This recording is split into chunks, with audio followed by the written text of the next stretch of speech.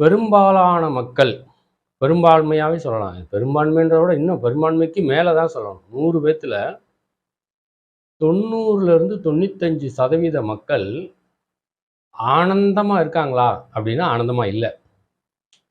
ஏதோ ஒரு விஷயம் அவங்கள ஆனந்தமாக இருக்க விடாமல் தடுக்கிறது. எதா வேணாலும் இருக்கலாம்.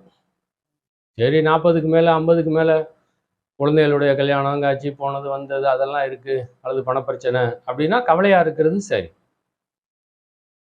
20க்கு கீழ இருக்கவங்களும் அதே மாரி கவலையா இருக்காங்களே. 20ல இருந்தே அந்த கவலை அவங்களுக்கு ஸ்டார்ட் ஆயிடுது. கரெக்ட்டா சொன்னா 15ல இருந்து நான் சொல்றேன் ஆண், பெண் இருபாலருக்கும் சேர்த்து தான் சொல்றேன். ஏதோ ஒரு இனம் புரியாத ஒரு உணர்வு, ஒரு கவலை, ஏதோ ஒண்ணு. அது என்ன அப்படின்னு பார்க்குறோம் அப்படின்னா, ம் நெறைய பேத்துட்ட நாங்க கலந்துக்கிறனால, அது சம்மந்தமா நம்ம இந்த காணொளி போடுறோம். சின்ன வயசுல நடந்த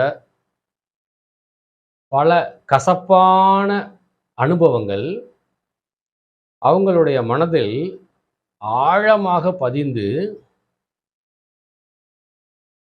அந்த கசப்பான உணர்வு சார்ந்து எது தோணுச்சுனாலும், இப்போ உதாரணத்துக்கு ஒரு பாட்டு, அந்த பாட்டு அந்த கசப்பான உணர்வ நினைவுபடுத்துச்சு அப்படின்னா, அந்த நாள் பூராமே அவங்களுக்கு மனவேதனையோட தான் இருக்கு. ஒரு வார்த்தை, ஏதாவது ஒரு வார்த்தை, எந்த வார்த்தையும் இல்ல, ஏதாவது ஒரு வார்த்தை. அந்த கசப்பான உணர்வை, தேவையற்ற அந்த கடந்த கால உணர்வை வெளிப்படுத்துது அப்படின்னா, அதிலிருந்து சிலருக்கு 1 வாரம் கூட அந்த மனவேதனையிலிருந்து அவங்களால, இந்த துன்பத்திலிருந்து விலக முடியாம இருக்காங்க. சில வாசனைகளும் அந்த கடந்த கால கசப்பான உணர்வுகளை மூளைக்குள்ள இருந்து வெளியில கொண்டு வரும். மனதின் ஆழ் மனப்பதிவுகளை வெளியில கொண்டு வரும்.